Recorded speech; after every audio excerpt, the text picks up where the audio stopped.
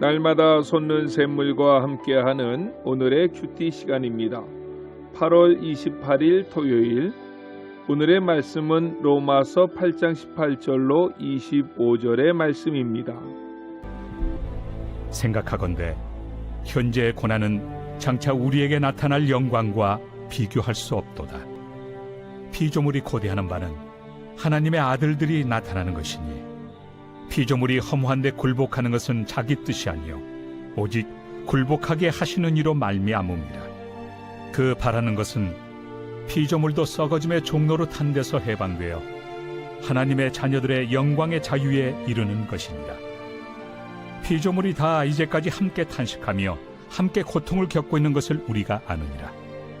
그뿐 아니라 또한 우리 곧 성령의 처음 익은 열매를 받은 우리까지도 속으로 탄식하여 양자될 것 곧 우리 몸의 속량을 기다리느니라. 우리가 소망으로 구원을 얻었음에 보이는 소망이 소망이 아니니 보는 것을 누가 바라리요. 만일 우리가 보지 못하는 것을 바라면 참음으로 기다릴지니라. 새로운 아침입니다. 여호와 라파, 하나님은 우리의 치료자가 되시는 분이십니다. No cross, no crown이라는 말이 있습니다. 십자가 없이는 영광도 없다는 말입니다. 그렇습니다.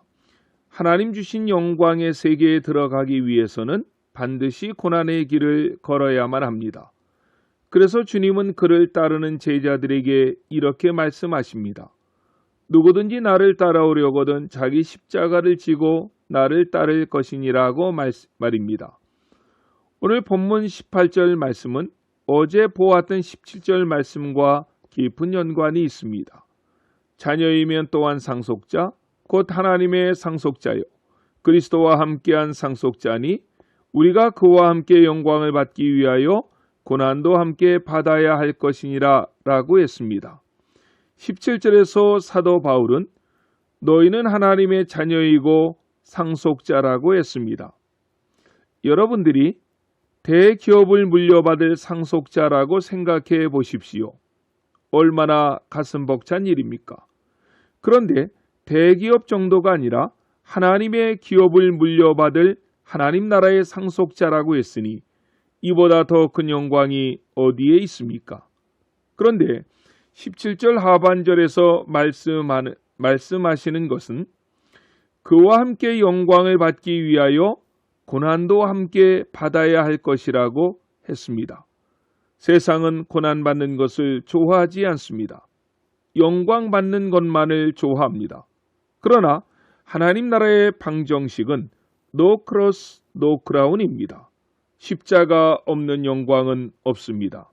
하지만 오늘 본문 18절에서는 그 고난은 장차 받을 영광과 비교하면 아무것도 아니라는 것입니다. 오늘 본문 18절 말씀은 모든 그리스도인들에게 매우 사랑을 받는 성경 구절 가운데 하나입니다. 생각컨대 현재의 고난은 장차 우리에게 나타날 영광과 좋게 비교할 수 없도다 라고 했습니다. 여기에 생각컨대라고 하는 원어의 의미는 신중히 생각하다, 깊이 생각하다, 논리적으로 결론을 내리다 라는 뜻입니다. 사도 바울이 신중히 생각해서 내린 결론이 무엇인가 하면 현재 고난은 장차 우리에게 나타날 영광과 좋게 비교할 수가 없다는 것입니다. 현재 우리가 이 땅에서 받는 고난이 아무리 크다고 하여도 장차 하나님 앞에서 받을 그 영광과 비교하면 비교할 수 없는 고난이라고 말씀하고 있는 것입니다. 그럼에도 우리는 기억하셔야만 합니다. 현재 이 땅에서 받는 고난 역시도 결코 작은 고난이 아니라는 것입니다. 예수님의 12제자 가운데 11제자가 순교했습니다. 또한 이 로마서를 기록한 사도 바울 역시도 로마에서 순교합니다. 안천교회는 2019년 성지 순례 때에 그 현장을 다녀왔습니다. 바울이 순교하기 직전에 갇힌 감옥이 마메르툼 감옥입니다. 지하에 어둡고 추운 감옥입니다. 그곳에서 얼마 떨어지지 않은 곳에 바울의 참수터가 있는데 엎어서 길게 눕게 하고 칼로 그 목을 쳤다고 합니다. 그때 바울의 목이 떨어지면서 3번 튀었고 그 목이 튄 자리에 분수가 솟아났다고 전해집니다. 현재에는 물은 나오지 않고 그 앞에 제단을 만들어 놓았습니다. 고린도후서 11장을 읽어보면 사도 바울이 1, 2, 3차 전도 여행을 하면서 얼마나 많은 고난을 받았는지 모릅니다. 고린도후서 11장 24절로 25절은 이렇게 말씀합니다. 유대인들에게 40에 하나 감한 매를 5번 맞았으며 3번 태장에 맞고 1번 돌에 맞고 3번 파선하고 1주야를 깊은 바다에서 지냈으며 라고 말입니다. 저는 세계 200여 명의 선교사님이 회원으로 있는 카톡방에서 선교사님들의 소식을 주고받고 있는데 코로나로 인해서 얼마나 많은 선교사님들이 어려움을 당하고 있는지 모릅니다. 그 선교사님들의 카톡방에는 매일마다 어려운 선교지 소식이 올라오고 있습니다. 그들이 당하는 고난, 결단코 작은 고난이 아닙니다. 이러한 고난으로 인해서 3가지가 깊은 탄식을 합니다. 첫째는 피조물의 탄식인데 본문 19절로 22절에 나타납니다. 둘째는 성도의 탄식인데 본문 23절로 25절에 나타나고 오늘 본문은 아니지만 26절에 보면 성령 하나님께서도 말할 수 없이 탄식하신다고 말씀하고 있습니다.